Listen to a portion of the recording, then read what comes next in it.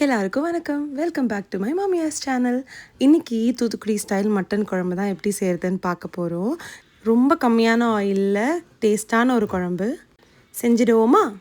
இதுக்கு வந்து ஒரு 1/2 kg வந்து மட்டன் எடுத்து வச்சுருக்கோம் அண்ட் 1 kg வந்து சிக்கன் எடுத்து வச்சுருக்கோம். சிக்கன் வந்து 65, அது வந்து அடுத்த வீடியோவில் அப்லோட் பண்ணுறோம். இந்த மட்டன் குழம்புக்கு வந்து சின்ன வெங்காயம் ரொம்ப ரொம்ப இம்பார்ட்டன்ட். ஸோ அதனால் அதுவும் இஞ்சியும் வந்துட்டு நீங்கள் உரித்து கட் பண்ணி தனியாக வச்சுக்கோங்க. இப்போ அடுப்பில் வந்துட்டு ஒரு குக்கர் வச்சுட்டு டேரெக்டாகவே வந்து நம்ம அந்த 1/2 kg மட்டனை வந்து உள்ளே போட்டுற போகிறோம். மட்டன் போட்டதுக்கப்புறம் கூடவே வந்துட்டு சின்ன வெங்காயத்தை நீங்கள் ஆட் பண்ணிக்கோங்க. இப்போ சின்ன வெங்காயத்துக்கு அப்புறம் தேவையான அளவு நம்ம தண்ணி ஆட் பண்ணிக்கலாம். இது வந்து மட்டன் வேகிறதுக்கு நம்ம விசில் போடுறதுனால கொஞ்சமாக ஆட் பண்ணிக்கிறோம். அதுக்கப்புறமா நம்ம குழம்புக்கு ஏற்ற மாதிரி அட்ஜஸ்ட் பண்ணிக்கலாம்.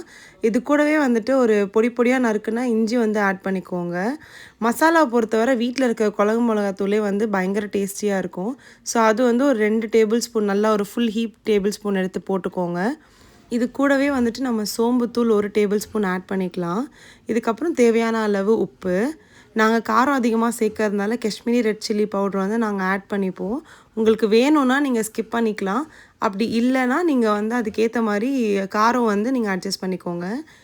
ஸோ மிளகாத்தூள் போட்டதுக்கப்புறம் வந்து ஒரு கீ இன்க்ரீடியண்ட் மட்டன் குழம்புக்கு வந்து உருளைக்கிழங்கு தான். எத்தனை பேர் போடுவீங்கன்னு எனக்கு தெரியல, ஆனால் போட்டு பாருங்கள், செமையாக இருக்கும்.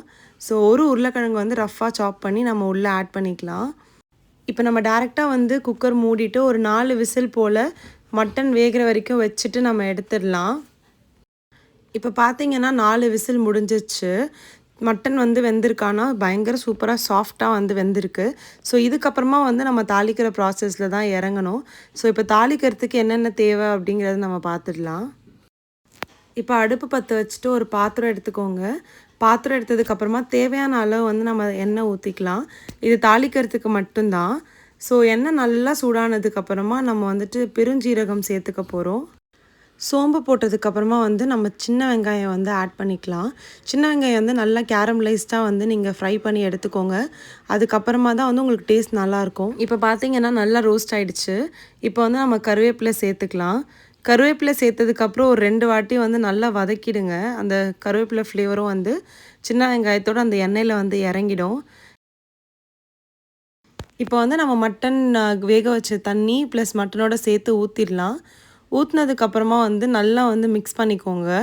மிக்ஸ் பண்ணிவிட்டு ரஃப்பாக ஒரு தக்காளி வந்து சாப் பண்ணி வச்சுருக்கோம், அதையுமே நம்ம ஆட் பண்ணிக்கலாம். இது நல்லா கொதித்து வர டைமில் வந்து நம்ம தேங்காய் ஆட் பண்ணிக்கலாம். ஒரு 1/4 மூடி தேங்காய் வந்து பேஸ்ட் மாதிரி அரைச்சிட்டு இந்த கிரேவியோடு வந்து நம்ம சேர்த்துக்கலாம். தேங்காய் போட்டதுக்கப்புறம் வந்துட்டு நல்லா கொதிக்கணும். ஒரு குழம்பு கன்சிஸ்டன்சி வந்து அந்த தாளிக்க போட்ட எண்ணெய் எல்லாமே மேலே மிதந்துச்சுன்னா உங்களோட குழம்பு சூப்பராக ரெடி ஆகிடும். இதுக்கு நீங்கள் இஞ்சி பூண்டு பேஸ்ட்டு, நீங்கள் வந்து கரம் மசாலா ஆட் பண்ணணுன்றது இல்லை. மட்டனோட ஹோல் ஃப்ளேவர் வந்து இதில் இறங்கியிருக்கும். மறக்காமல் இதை ட்ரை பண்ணி பாருங்கள். இதே மாதிரி நிறைய நான்வெஜ் ரெசிபீஸ் எல்லாமே நாங்கள் கொடுத்துட்ருக்கோம். ஸோ மறக்காமல் கமலாஸ் கிச்சன் ஃப்ளேவர்ஸை சப்ஸ்கிரைப் பண்ணிக்கோங்க. அடுத்த வீடியோவில் மீட் பண்ணுறேன். பாய்.